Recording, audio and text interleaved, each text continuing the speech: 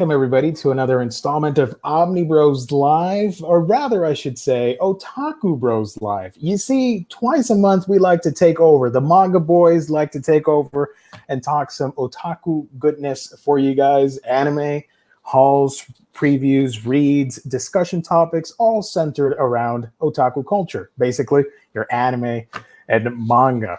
And, speaking of anime and manga and getting cool little items, you can visit our sponsor website, instocktrades.com, where you can get your collected editions and manga up to 50% off. Loyalty discounts tack on an extra 2% to that. If you order $50 or more in your collected editions order, you get free shipping. How about that? Fantastic customer service and wonderful packaging that you can only get when you visit our sponsor website, instocktrades.com. All right, folks. Tonight we're starting early, so thank you everybody for tuning in.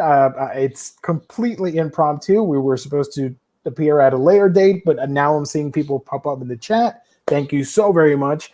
I am not alone tonight. I will introduce our guest very shortly, but I do have to say this is pretty exciting because we've talked about this for a while. We've been discussing doing this episode, and I'm really excited because the two co-hosts that I have with me are the ones that turned me on to this mangaka that we're going to be discussing about. Spoilers, you already read the description title, so you know we're talking about Inio Asano. I've only read a handful of things. These guys know more than I, so I am very happy to have with me the wonderful and talented co-host. And where is the button? I cannot find the friggin' button. There's the button. There we go. We got Gaijin Fry Guy making his salacious debut and Sequential Consequence as well. Good evening, guys. Welcome. Hey, nice to be here. Sorry, I'm not on cam, and sorry if you hear traffic noises. I am on my way home from work. It's all right. You're the live caller. You're the disembodied voice. That's okay. Yeah. So, Inio Asano. I didn't know anything about him. I have to be completely honest. I was very naive when it comes to manga because my experiences reading manga involved Naruto, Demon Slayer, what else? All the Shonen Jump stuff. So I had no exposure to the type of artwork and sophisticated storytelling that you can do in manga with an author like Asano. So I was really shocked when you guys started talking about Asano and Goodnight Poon Poon and stuff like that. And in my mind, I'm like, wait, wow, okay, that is totally different. We're on a different ballpark. The art is a lot more grittier, more realistic. I love his usage of photo realism with backgrounds. The characters are really complex. It can get really mature. And I want you guys to go ahead and start talking about Asano and let me know what books I should be picking up, because I've only read Goodnight Poon Poon and Nijigahara Holograph, and I want to read the rest, but I don't know where to start. So I'm turning over the conversation to you guys on what makes Asano such a great mangaka, and if you can, talk a little bit about getting into his writing and the books and all that stuff.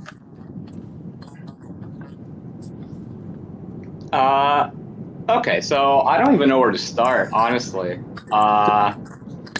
There's a lot. There's a lot of stuff. And most of this stuff has actually been localized by now. How did you first find out about Asano's work? It's kind of interesting because I found out about him while I was actually going through a pretty big rut in my life, pretty big depression, and which is really interesting because a lot of people read these books and they might get more depressed. But for me, I found out about Oyasumi Poon Poon, Goodnight Poon Poon, and I started reading it online at first because I was like, let me check this out. Let me see if this is for me. And then I had to order the books right after I finished the first volume. I had to order like all the books. And I knew that this was a series that I needed in my life. It basically helped me recontextualize and understand my depression. It helped me understand kind of like how people end up with depression in the first place. It helped me understand a lot of things about mental health in general. And I think that's the appeal, I think, for a lot of people when it comes to Asano, is because not just Poon Poon, but all of his other books help with usually some sort of coming of age tale that will have to do with your inner psychology and just kind of dealing with that in a world that is not always sensitive to those kinds of issues, especially mental health. Yeah, yeah. I mean, to have a story writer that can tackle those subjects, and Riley's gone, but he'll be back. Don't worry about it, guys. To tackle those subjects in a mature way, but still retain the gratification of reading like a graphic novel, a visual story, really spoke to me because you don't. I like I said earlier, I was not accustomed to that with manga. I was used to your Dragon Balls and your One Piece, which is more comical and more action-oriented battle shonen, as they like to say. But let's, Riley. Before I ask my first question, how about you? How did you get into Asano? For me, Yeah. I think I had heard individually of, and I'm sorry if I cut out. My phone's almost dead, but I'm almost home. So if I cut out, just go on without me for about 10 minutes. But I heard of Solanin as a book first, and I didn't really pay any mind to it. Um, I just saw it on shelves and stuff. Heard people say like, "Oh, this is good," and then I saw the actual physical books of Goodnight Pun Pun at stores and had no idea what it was. But then I believe it actually was Nelson talking about Pun Pun that had. I'm gonna check how visceral the content of the story was. I was like, all right, I gotta check it out. And it was the type of thing where with reading that, it really put the author's name into mind for me as someone that I needed to check out more of. So then I went and I read Solanin, and then I got Nijigahara, and I think aside from those three, the only other Asano that I have is Dead Dead Demons, which I've been following as it comes out. So it's turned from something that like I had no idea anything about it, being recommended the series from Nelson, and then falling head over heels for like his style of writing, the way he portrays certain types of characters and mental health issues and whatnot. Really just came out to be something to me that was very like resonant and special, and something I was like, I need to have these things on my shelf, and I need to read more of this guy's stuff. Yeah. I mean, that's a good point. His characters are vulnerable and real, and there's no well, quote unquote, there's no sci-fi plot. You know what I mean? But it's real characters dealing with real issues for the most part. Yes, there's your occasional sci-fi hijinks, but for the most part, it's pretty freaking grounded. And the first series that I read was Poon Poon, and we can dive right into that series. We constantly mention it on the farm and here on the channel as well as a book that people can read if they want something different. I guess we should do the little PSA that the books aren't for everybody because they do deal with heavy subject matter. So it really depends on the person. But for the most part, Poon Poon is a series that really it really caught my attention. Obviously, the little caricature of Poon Poon, it catches your eye and makes you want to follow his adventure. There we go. Thank you, Nelson.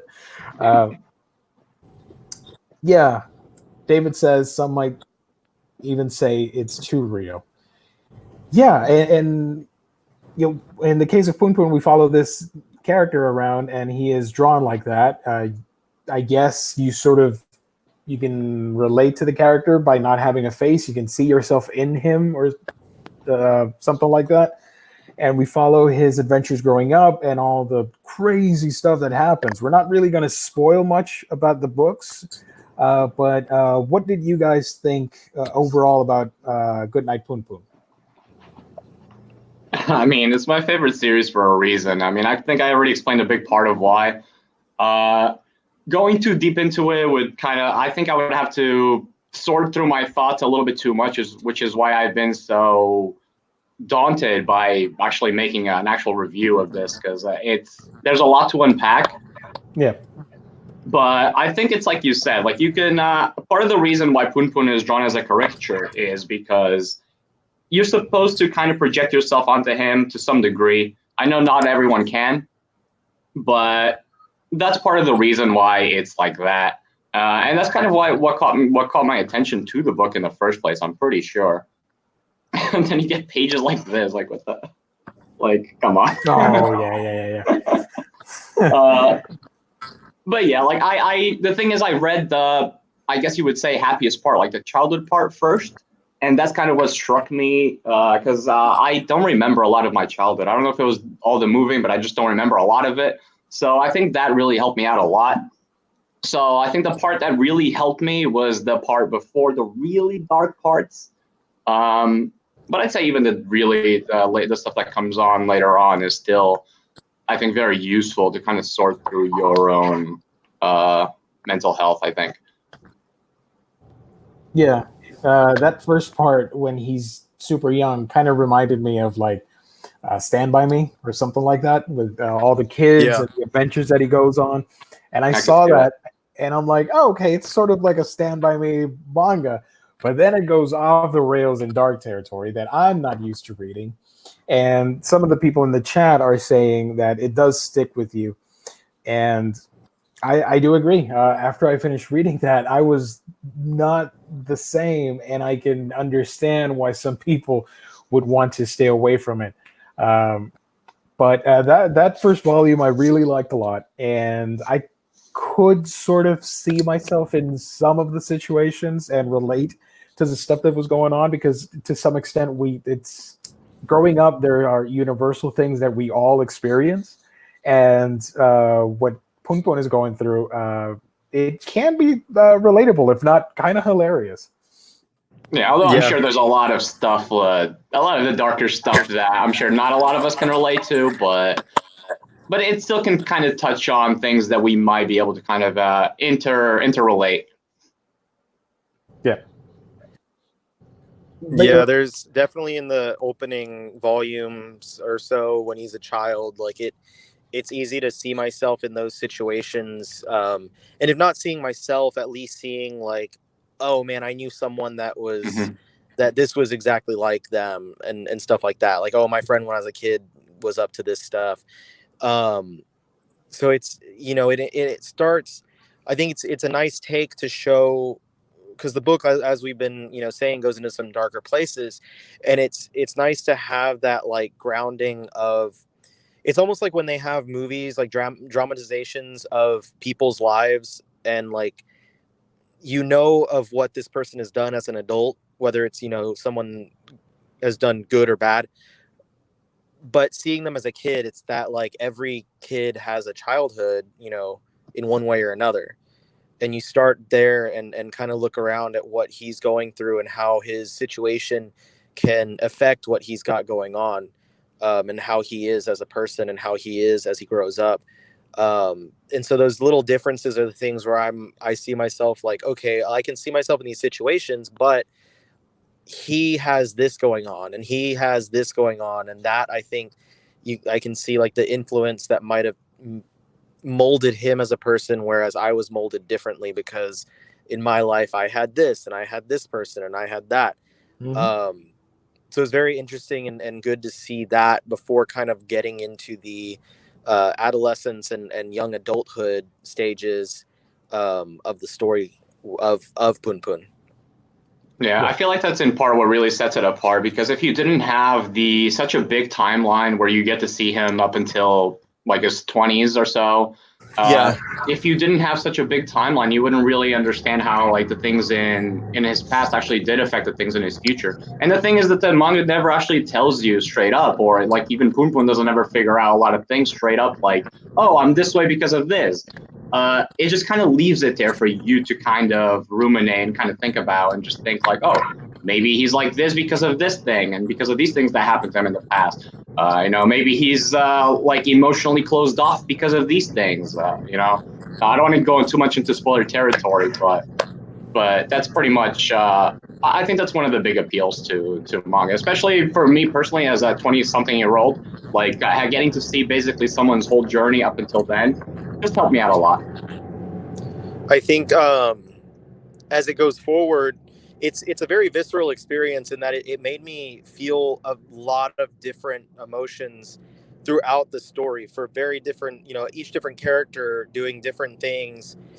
I at times felt, happy. I was, laughing. I was happy for what was happening. But and a lot of the times it's because it goes in very, dark places. And I at the end of the book, like I don't want to say the last volume, but like the penultimate collection, I felt gross. Like I felt dirty reading it. I was like disgusted. But it was something that was so visceral, and it's not a bad thing, at least for me, because I hated the visceral experience that it gave me. But I was reading it like I remember I was on the couch, Galveston Beach, in my parents' beach house, and I was finishing up, and I was like, all right, I got 2 more volumes to go. Let's do this. And I jump in there, and I'm like, whoa, like it just hit me like a ton of bricks. And it was like there's an episode of South Park where Butters is like, appreciate the bad times because it makes you appreciate the good times even more. And I was like, shit, man, I appreciate like how down this made me feel, because now I feel even better about all the times that I feel happy in my own life. So it's just like, skipping ahead to the way that basically I felt through towards the end of the book, but it made me feel so much, whether it be a negative or a positive. It just made me feel. And I think that says something big for a creator to make you feel something that viscerally. Mm-hmm. It's funny you mentioned that the penultimate volume because that's the one that's painted black, and Yeah. yeah, it's kind of interesting that you mentioned that because before I even read the series, I realized like there might be some symbolism with these spines with the colors changing, and there definitely is without really giving away too much.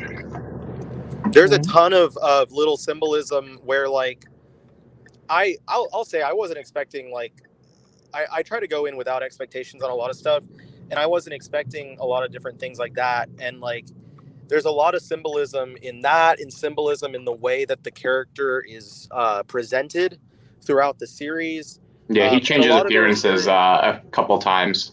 yeah.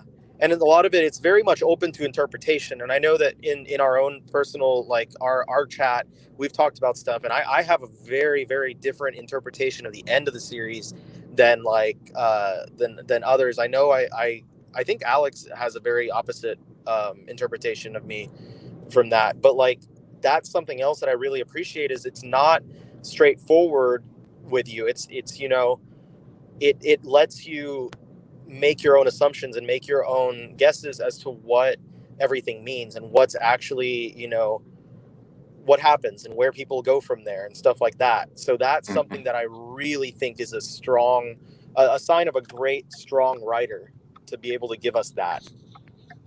Yeah, and it's also worth mentioning that even though this is a story like very much focused on Poon Poon and his psychology, the other characters are really, really well written. They're really well done, and they're all going through their own things, their own problems, and every single one gets enough development that you feel like they're human, like they're real, and each one of them has a reason to exist. Yeah. Except one character might be up for debate. Pegasus, I know a lot of people are iffy on him Yeah. because they didn't really understand him. I don't fully understand him either, but I like him. He's cool. But yeah, there are some really other interesting characters like Seiki. There's like a little part where he's like a little bit older and he's like thinking about stealing and things like that. little stories like that really stuck with me for some reason too. All right, I'll be right back, guys. Give me about 10 minutes. All right. Yeah, the stories, as y'all, both of you expertly said it, it grows into something much bigger than the start. But I really liked the family dynamic aspect because it starts out pretty dysfunctional. And as is with life, as we grow older, it becomes a little bit more chaotic, but we end up finding ourselves in the midst of that. But I really liked what I really liked about Poon Poon is the artwork.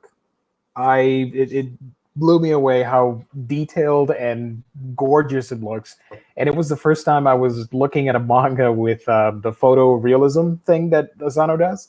I didn't know about that stuff, and I just think it looks so uh, fantastic in black and white, and it really makes you appreciate the art form and how like the city landscapes, and even if it's on what were they doing on the first volume? It was like a rundown factory or something.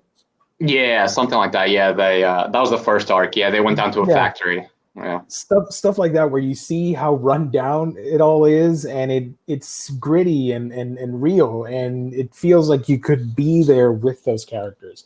I Mm-hmm. really like the art on Poon Poon. I thought it, for my standards, it's one of the best looking manga that I've ever read. I really I liked it. I definitely think that is ours some of the best one. Yeah, I think he's definitely up there. Here's actually a really interesting comparison. This is actually the Solon and Epilogue, like a really Mm, thin book that they released. But I think it illustrates something cool because there's a little one shot that he did maybe shortly after he did Solon. So it was a long time ago when he was still working on Poon Poon 2 at the same time. And this is from that short story. This is the photorealism that you're talking about.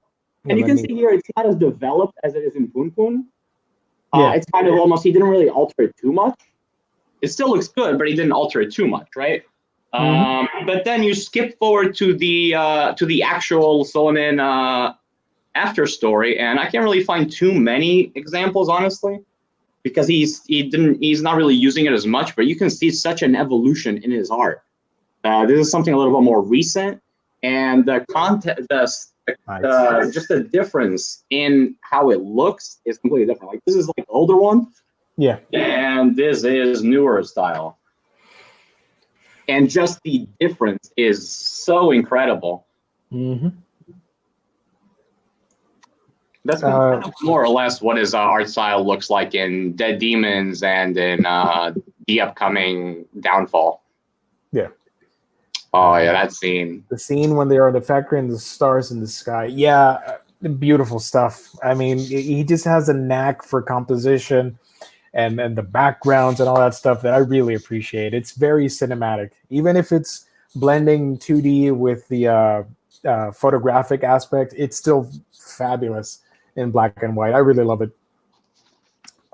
There it is. Let me highlight you. Yeah, there's a little gutter loss, but it's not too bad. It's not too bad. Look, oh, man, that looks so good. Yeah, just so great. And you And have you got like the that realistic sky, but then these still realistic, but obviously manga characters, and mhm. the juxtaposition is just really interesting. It's just well done. And you have the one of the art books, right? If I remember correctly. Yeah, actually, I got both of the art books, but I actually have. I'm really glad I brought all this to my side. I got this small little one. I think this comes in a bigger version, and then I got the big one. I've seen that video. You made a video about that. Yep, I've actually got like the most views out of any video. Yeah, Nice. just the tiny one. Oh, actually, this is actually a way that I can show one of his stories that's not localized, called Ozanari-kun, which is a gag manga, and it looks exactly like that. And you wouldn't expect it's the same guy. Yeah, he goes all over the place. You can And do. that's just a one volume manga that I hope gets localized because it was a lot of fun. Was that the one that we were speculating if it was related to Poon Poon in some way? We were joking that it's not like really set in any universe, but I think we were joking that it could be an alternate spin-off. Oh, I could see that, honestly. Yeah, I could see that. This is the one. Yeah, this is the one. Because, I mean, the character kind of looks a little like Poon Poon. But, Yeah. So, I don't. I want to talk about Poon Poon, but I'd rather do a separate video on it because there's so much. We could be here all day talking about that series because if we get into the uncle character and all the stuff that he goes through, which is really like, ugh. But what I want to leave the audience with is that if you're going into Goodnight Poon Poon, if you're interested after all that we've mentioned, it's dramatic, it's powerful, it's visceral, like the chat has stated. But please read it with an open mind and be aware that these characters are dealing with that situation. But please do not let that. And I know it's super hard, and I'm pretty naive on this topic, but I'm trying my best here. But do not let that influence you as a reader. Sort of use it like a guidebook to like reflect on your life instead of being absorbed by it, because the material can be quite heavy. I'm a fairly optimistic guy. I got to be honest with you. When I read stuff like that, it does shock me, but I try to remind myself that this is a work of fiction, and I have to look at it like you're supposed to, like a reader enjoying a work of fiction, and not get too into it, because I do believe that stuff can kind of stick on you. So, but yeah, if you're willing to go past subject matter that involves sexuality, puberty, growing up, suicide, depression, stuff like that, I think you will be rewarded with a very rich story that you won't even the bottom of the when you're reading it, you're not going to be like, oh, this is a manga. You're going to be thinking this is like a full-fledged novel book that you're reading. So that's, my head's all screwy right now, but that's what I'm trying to get at. yeah. Someone, I don't remember what the exact quote is, but someone once told me this, that you don't read Asano for the escapism. You read it so that you can kick life in the ass. Or something like that. I'm paraphrasing, but something like that. That's nice. I like that.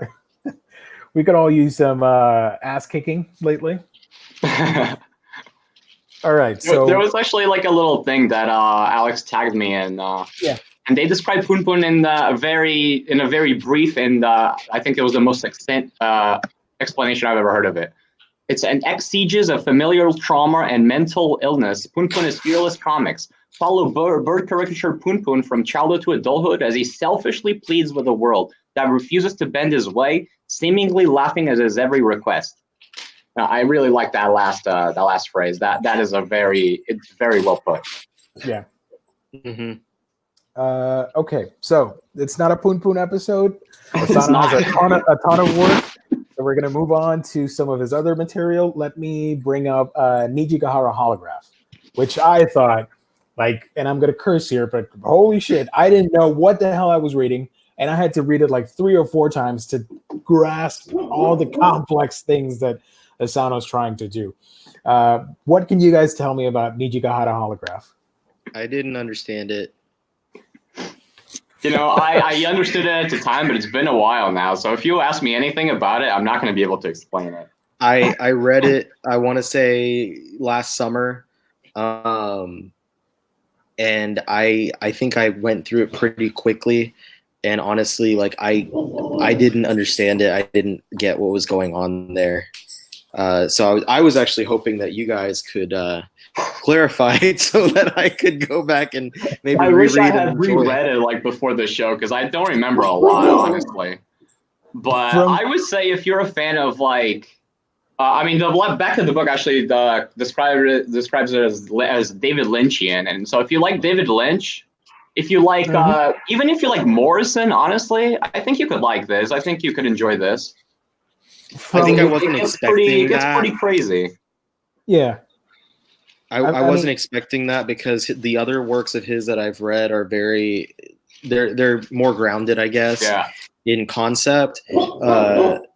So I was like, oh, okay, I'm expecting more of the same. And then I read it and I was like, whoa, just taken aback entirely. Yeah, basically this story goes through different time periods. Like you might have a few pages where you're in one time period, and then you might have 2 pages where you're like 10 years later or something like that. And it just goes back and forth through jumping through all these times without really telling you. And the thing is, it does kind of like it is kind of obvious when it changes time, but you still have to keep it to pay a lot of attention. So telling a story through this like non-linear method is very strange, because this is a story about a town that is seemingly haunted. It's haunted by these butterflies, but the butterflies are a symbol for whatever you want them to mean.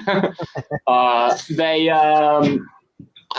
don't really want to say what they symbolize, because it might be a spoiler, but basically the town is haunted, and it's kind of like this magical realism where you could take this as a fictional work, or you could take it as just a very down-to-earth, realistic plot. It really depends on how you see it and how you perceive the whole butterfly plague, more or less. But yeah, there's a lot of out of all of his books, I would say this is the closest to horror, but it's still not quite horror. It's very hard to describe. It's also really hard to recommend, because I know it's not going to be for everybody. I know some people don't like stories where they don't understand it. Personally, I like a story where I'll have to look it up afterwards. I like that kind of stuff. But honestly, I can't explain it. I can't explain it right now.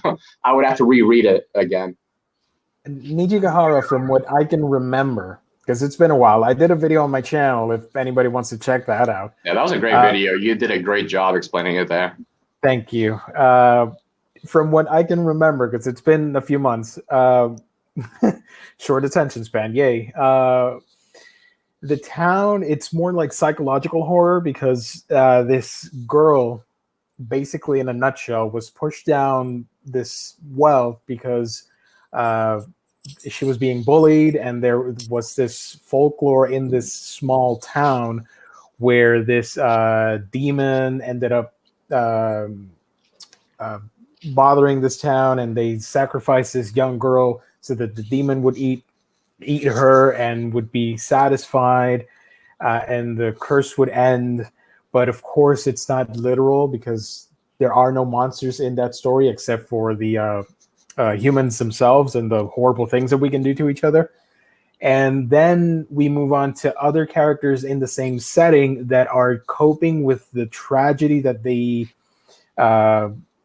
inflicted on this girl years later, where the character is still comatose, and I believe she recently wakes up in the story. So these characters are being haunted, and like I found the butterflies to be more like a pariah or harbingers of some sort. Like whenever they show up, something is about to happen, whether it's mental or physical. And we also follow another character that just moved into the town of Nijigahara because he's a very suicidal kid, and he's having trouble adapting in school. And it's that type of story where you get multiple characters, all their stories interact with each other in some way. It kind of reminds me of those horror movies where in the beginning of the movie they do something terrible, and then they kind of have to it's like a couple of years later and they have to deal with the aftermath of that. Kind of reminds me a little bit of that. Mm-hmm. Yeah, I had to go back and read it a couple times to get the ending, because it goes back and forth, especially with the suicidal kid and his relationship with his family. You can do a story with terrible people, so it makes you reflect on the nature of the human condition, or how evil or good we can be. So I really like that. And again, it's very complex, and you sort of have to deal with time loops and possibilities and time paradoxes. In the chat, they're mentioning symbolisms involving religion and Western and Eastern stuff. Yeah, there's a lot of that.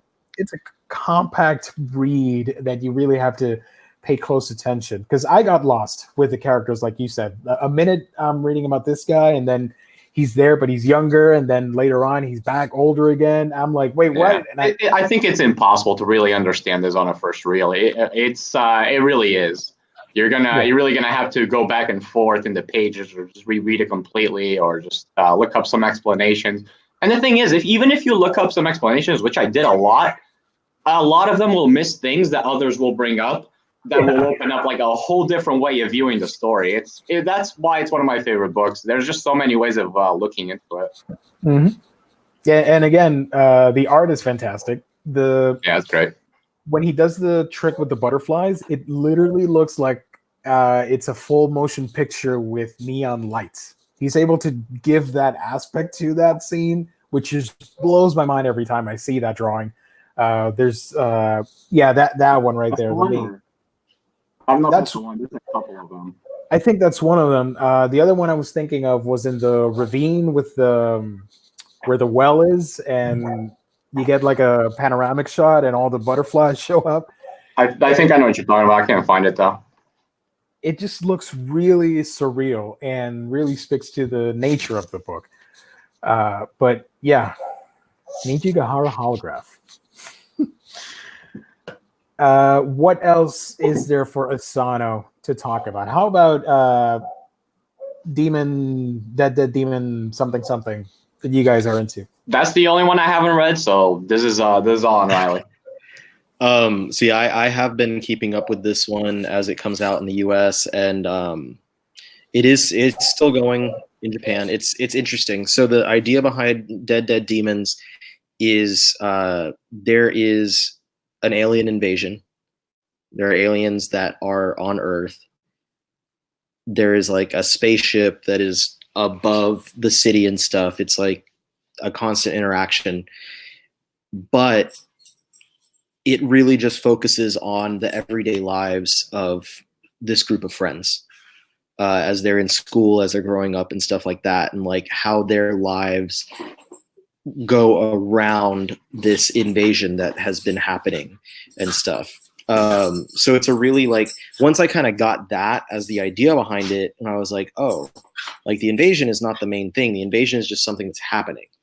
It became really interesting and entertaining to me, but it's also something that I believe would be, because I've experienced all of Asano's work.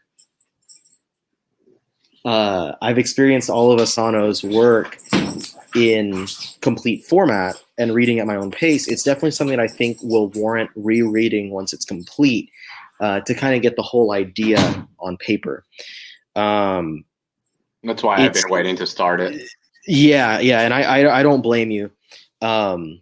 Yeah, it's the same beautiful illustration as you would expect from Asano. He does really very interesting and individual characters in this series, and it's really an ensemble cast in this book that's unlike. It's a lot larger than the cast that we've had in other titles of his.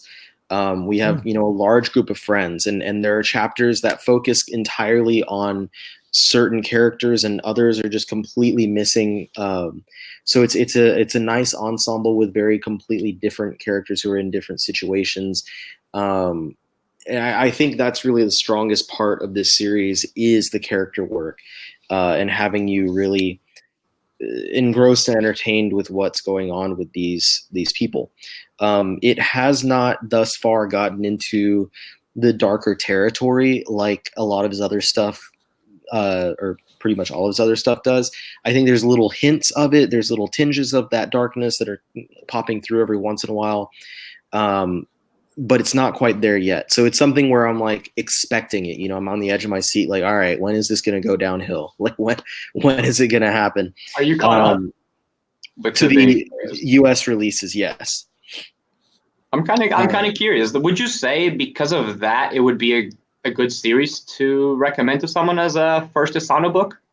I think that because of that, it's something that so far at least doesn't really equate in the same way as other Asano books.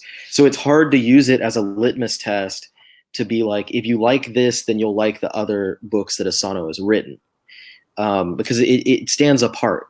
Yeah. But like I said, because it's not completed, I don't know where it's going towards its conclusion. I don't know what's going to happen with these characters. I don't know what situations are going to unfold. It does have some darker things that might be popping up here and there. Some interesting things happening with there's like narrative that deals with some not so human characters, which makes it also stand apart because it's something that, unlike like Solanin and Goodnight Punpun, which are very, very grounded stories. This is something that's very much not. It's very sci-fi oriented.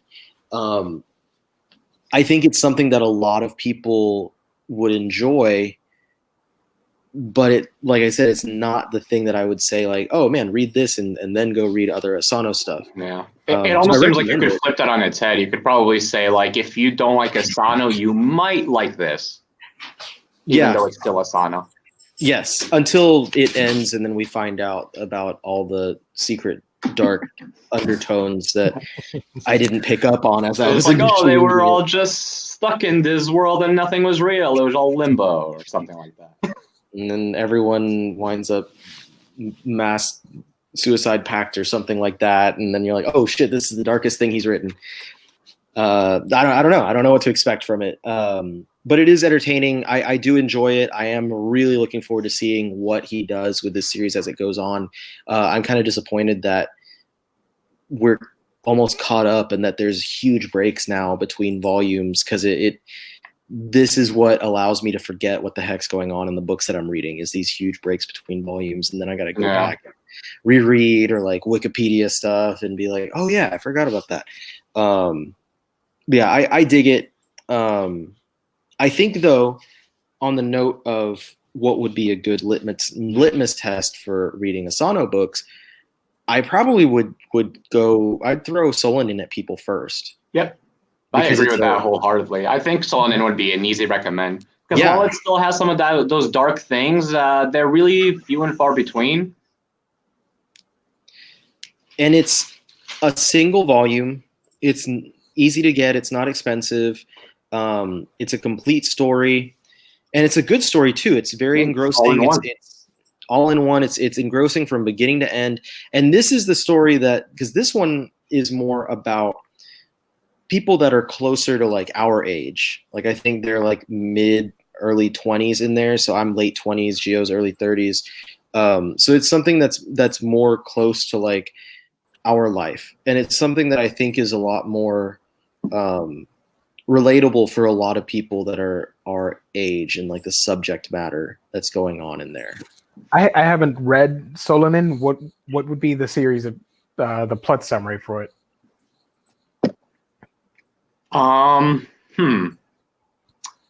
That's a little bit hard because it's one of those series that just features a lot of aimless teenagers just kind of going through their life. But it features this group of friends that have a band, and the band is not really going anywhere. But it still holds symbolism in just the fact that they still hold it, just kind of like as a symbol of their friendship. And they just keep going to these things while still trying to like rent apartments and just start their life. And most of them don't really have careers. They're just kind of just kind of going through life, just working and just going day by day. And that's kind of what the series is more or less about, at least plot wise. What it's actually about, though, it's about adolescence. It's about adulthood, and So it's sort of slice of life. Very, very, very, very much so. I think it's like finding yourself as you're starting your adulthood. Mm-hmm. Is probably the best way that I could put it, and that's what I got from it. Is just like when you find yourself as a young 20-something, maybe out of school, looking for your first jobs and stuff like that, like making early relationships, stuff like that. Like this is about finding yourself in that place in life where everything's kind of up in the air. Everything hasn't really fallen into its place yet. You're not in that point where you're 100% dependent on family and people to support you, where you 100% are coming home expecting mom to have made dinner and cleaned all your clothes and stuff like that and made your bed for you. But at the same time, you are still figuring out what the heck this whole thing is all about. Gotcha. Yeah, that's a much better summary. And how's the artwork for it? Just as good as the other ones? Similar to Punpun, I'd say. Maybe a little bit more Because this was earlier than Punpun, wasn't it? This was actually written while he did Punpun. He actually wrote a lot of series while he wrote Punpun. He wrote What a Wonderful World. He wrote Solanin. He wrote Ozanari-kun. He wrote like a lot of series. He wrote like maybe 5 or 6 different like one volume-ish series while he was writing Punpun. Mm-hmm. And this is one of them, which you can actually see references to Solanin and Nijigara holograph and stuff like that. I would say the art is a little bit more subdued than some of his other than in Punpun and anything that came after that. Mm-hmm. It's a little bit more like maybe Nijigara holograph, and it's just a little bit more like cleaner line work, not as many use of shadows. Definitely not a lot of those photorealistic backgrounds, not a lot of those, but they're still there. But yeah, it's definitely a lot more grounded, and it to me it feels it would feel like almost like his second work. Like that's what I would say. I would say if this feels like his first work, What a Wonderful World, I would say that this feels like his second because it just feels like a lot more cohesive. I haven't read What a Wonderful World just yet, but I do have it incoming from Adonis pretty soon. Nice. And also there is this for Solanin, which is kind of a little expensive if you want to get it because it's really just a chapter, an extra chapter that comes afterwards. That kind of follows up on the main character's life after the story. It's not really necessary, but it's really nice, honestly. I like to read it once in a while. And there's also a live-action movie that is really good and made me cry. I didn't know that. Cool. I mean, yeah. Not the crying. I meant the. Sorry. Travis, yeah, you did. I haven't read the book, but I assume that's on point. Trying to find your way, holding on to the past, some just struggles of day to day, and finding purpose and what makes you happy. Mm-hmm. Yeah, and honestly, those themes are how I would describe some of his unpublished works, like Before Dawn and the End of the World, which is another 1-volume story that's a lot like that. City of Light, which I have the Japanese version of. Which is basically similar to that, and but yeah, those are kind of similar. These are kind of they have some one shots more or less, but then they all kind of end up coalescing towards the end of the story to form a cohesive message, which is kind of what I think that What a Wonderful World was missing, was a cohesive message at the end, because a lot of these are. I guess we're talking about this now because yeah, I'm talking about it. But, perfect segue. But yeah, there's a lot of these stories. Most of these in the first volume of this are standalone one shots. Almost every single one in here. But they all end where like basically one story will end, and then it'll be like someone will be passing by in the last panel, and then that character will be the one that will be in the second one shot. So they're kind of like all in the same like city, like the same like urban area. But then they usually never meet. And in the second book, this starts being, I keep holding it backwards. In the second book, the stories and the one-shots start coming together a little bit more to form kind of a more of a cohesive message. But I do think that his other books, the ones that haven't been localized, do a much better job of doing this kind of storytelling where it's kind of one-shots coming together. I mean, I don't know what I would compare it to. Kind of like maybe the way the Junji Ito does one shots, where they're all separate, and they're all kind of like still moving the story along. Maybe something like that. And the art, actually, the book build is amazing. It's actually really good. They've got the little flaps. It feels just like Solanin and Punpun in the material, which is really good. And the art, I would say, is comparable to Solanin because it was being worked on around the same time. It's a little bit flatter.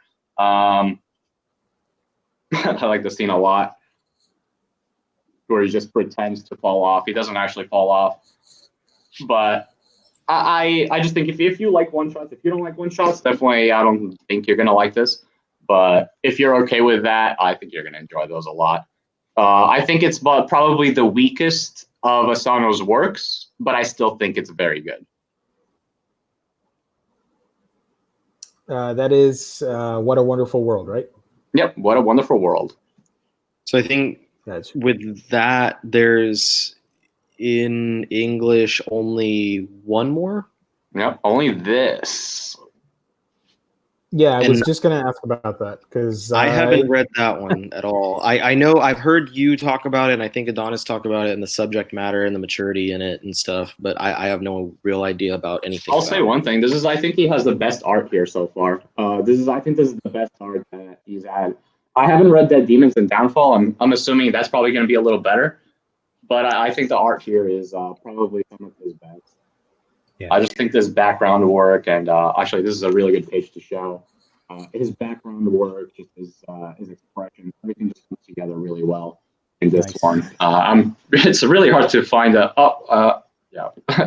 really hard to find a page that I can actually show because this book has a lot of nudity, I actually just found out recently. This book was influenced by Murakami's Kafka on the Shore, which is another similar book about sexuality, where Murakami portrays sexuality as kind of this very dry human interaction instead of this appealing thing that we lust for.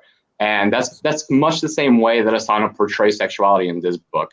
And but I still think that a lot of people need to exercise caution if you're going to try to get into that book because there is underage nudity. I don't think it's indulgent, but your mileage may vary. But this is basically a love story in reverse where the teenagers meet, they start having sex, and then they start developing romantic feelings towards each other. And it kind of deconstructs like the whole love story trope. And that's kind of like how I would pitch this. But I think for a lot of people, it might not hit the mark. It really depends on how you feel about teenage sexuality. Maybe if you yourself went through it, you might be able to relate. But I think some people might think it's distasteful. I wanted to ask you about that because there is, aside from the dark subject matter and the realistic art and the complex characters, there's one theme that I can see running through all his books, and it's romance / sexuality. What do you guys think about how Asano deals with that throughout his books, from Pun Pun, that book that you just showed, and all the others? How do you think it evolves, or that, like you said, deconstructs the tropes and all that stuff? I mean, I think for the most part, he handles it very well. In Poon Poon, we see him basically go from like a kid, first figuring out about puberty, first figuring out like, whoa, these are girls I'm attracted to. What's going on? To being like, whoa, like to actually like seeking out sex and even almost being disappointed by it. Like Poon Poon kind of takes you through the whole shebang of emotions that might come along with that. So I think that's a really good representation. While I think A Girl on the Shore is more of a toxic, not toxic, but a very unhealthy relationship, kind of like spiraling out as these two kids figure themselves out. Not so much each other, but themselves. Yeah. And that's kind of what they all like end up really culminating to, is just these characters finding themselves out. Interesting. I know Dead Demons does feature several relationships and stuff of different types, but it's like kind of like I was saying, it's a lot less serious with its subject matter. But one thing that I really like in there is it does have a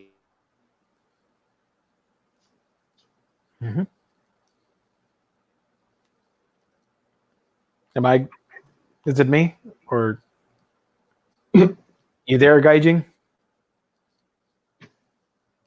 Nope. I think We'll never know. Oh, there you go.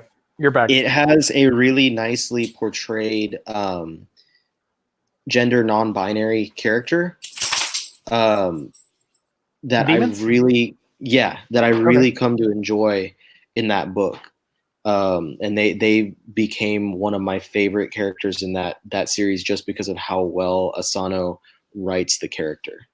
I'm really happy to hear that, because I think up until now there hasn't been one. There hasn't been anyone that's not just basically straight. Is that series still going in Japan? It's still coming out? Yeah, I believe so.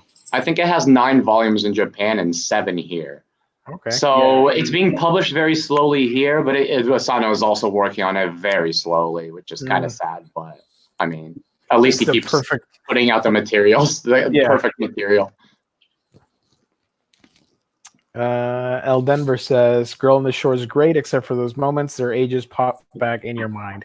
That goes back to what I was saying, where you got to disassociate yourself with the material and look at it like a work of fiction and not get too involved into it, because I can see myself thinking that same thing as well.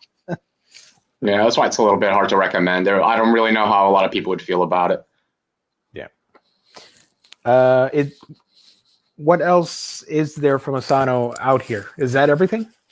Yeah, out here, that's everything. Until Downfall, which I believe is what next Yeah, month. Yeah, or that's the something. new one. Man, Downfall should be out in like 2-3 weeks, I think. So that's pretty exciting. Yeah. Let me. Yeah, I think it's something like that. So I'm probably gonna read that, and then after that, maybe I'll start Dead Demons, or maybe I'll start it beforehand. I don't know. What was Downfall about?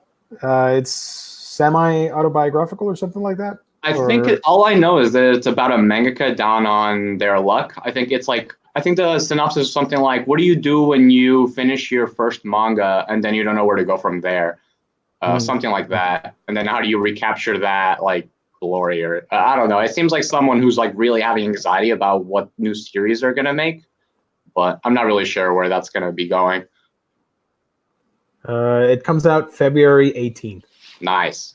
So I know Nelson's a lot more familiar, but it looks like there's a lot of just short one-shot stories that we don't have in the US yet. So I would hope that with them doing the publication of Downfall in the West, like that kind of means they're going to start doing more of those unpublished. I think they're going to, because actually I think just last year they released a compilation in Japan of his one-shots.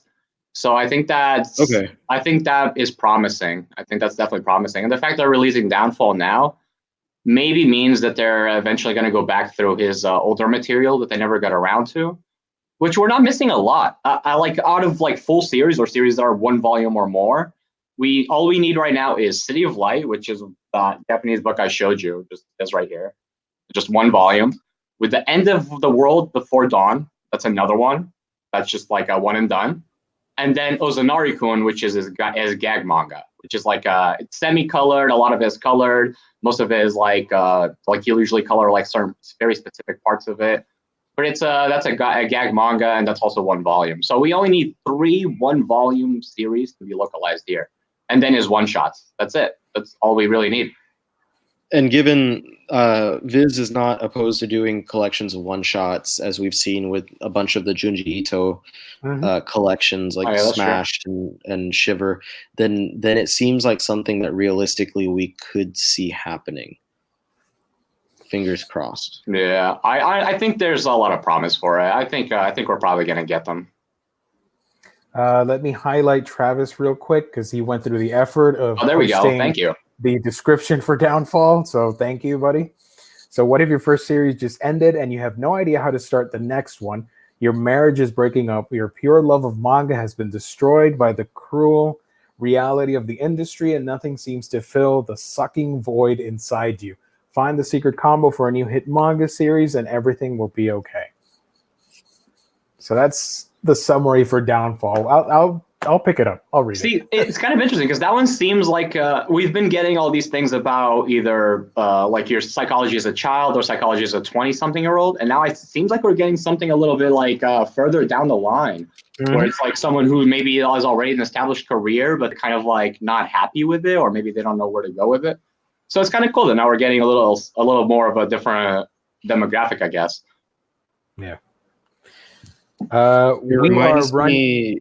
Yeah, go ahead. Oh, sorry. I was just gonna real quick say it reminds me a little bit of like the beginning, at least, of I Am a Hero, with the character and stuff. Anyway, that's all I wanted to say about that. We are running out of time, but before we wrap up, what would you guys say to the audience in general about Asano's writing, and like, how would you pitch this creator to other people that are discovering manga for the first time and want to read something a little bit more mature, I guess would be the word. How would you describe Asano as a whole? His work, his library, all his contributions, I should say, to the manga world. I'd say if you want to feel, if you want to read something that will make you feel something, and that something might not necessarily be positive, and you want to read something that really does feel like it comes from someone who has firsthand experience, who is writing from their heart and their soul, and I think that's why it translates into that visceral feeling, then definitely check out Asano's work. And I would recommend firsthand, I would say dip your toes in with Solanin, because I think it's such an easy read, and Yep. it is a good primer for what can come from his other books. Nice. There you go. Nice. Very well said. Couldn't have said it better myself. Guys, thank you so much for watching another installment here at the Omnibus Collectors Network. This has been the Otaku Bros, part of Omni Bros, a spinoff of a spinoff, if you will.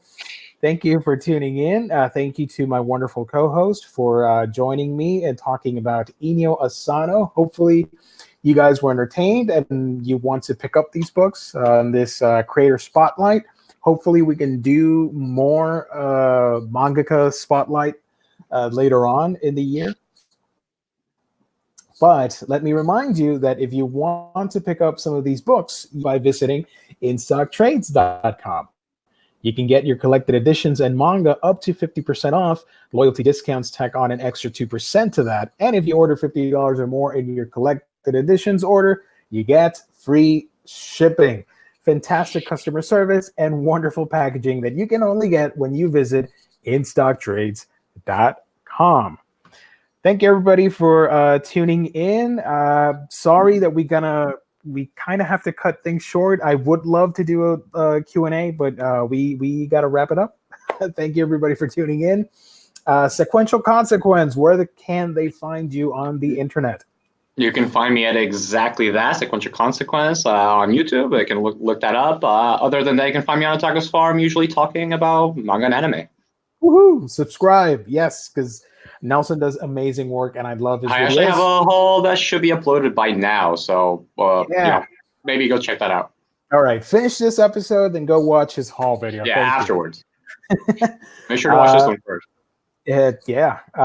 Sorry, I'm not going to do the jingle because babies would start crying. You don't want that. Gaijin Fry Guy, where can they find you on the internet? On Facebook, Otaku's Farm, and then also the central group, the main group, the Omnibus Collectors Comic Swapping Community. You can also see me on Instagram at Riley Mo, RYLEYM0. I don't know why, but I've been getting like 1 million likes. Not really 1 million, like 250 likes on this picture I uploaded of my shelves. And I don't know who any of these people are, so it's kind of caught me off guard. Like I literally looked at my phone and had 9 more. And I was like, what the hell? It reminds me of the days of Tumblr, and I'd share something and then someone would share it, and then all of a sudden everyone... Anyway, on YouTube, I still do not have my channel back. I thought I would have it back by now because of the responses that I had gotten, but I keep basically getting the same message every week. We're still looking into it. So if I do not get my channel back pretty soon, this name right here is going to be a new temporary channel that might turn into something new that will be a otaku material focused type of channel. That's what I want. I want to do an updated tour because I put new shelves in. So this is why I'm getting really frustrated. But I'd like to do videos. I'd like to do it on my own or with some of you guys, Gio, Nelson. It'd be cool to do some stuff with Alex as well, talking about manga, anime, movies, and also kaiju-related stuff. Because I've been getting into a lot of that with Godzilla and collecting all those things. So I would love to do more of that. And I just wanted to kind of semi-announce to look for Gaijin Fry Guy if I get annoyed enough that I don't have my channel back. There's that See, guy that's right there. don't tempt me. I've spent enough money on the movies. Look at that guy. That does He's look so really lovable. good. Shout out to Travis for being such a great chatter. That was my intention, because we've been talking about doing this. Selected. As for me, you can find me on my channel of We Can Geekdom, talking about anime, comics, manga, and whatever else is happening in the entertainment world. Hopefully, I'll be doing more movie reviews as well. Thank you, everybody, for tuning in. Thank you. Hit the like button, subscribe to the channel, hit the little bell icon so you know when new videos pop up. You should know that we will be back Sunday with the news show. Then Mondays, we do the hauls, previews, and reads. And Otaku Bros will be back 2 weeks from now, where we will be doing a special Valentine's Day themed episode. You'll have to watch it, I should say, to find out what exactly we're going to be talking about. We already know what it is, but we're not going to say just yet. But it is Valentine's Day related, so stay tuned for that. Thank you, everybody, for tuning in. So long. Blessings to all. Bye-bye.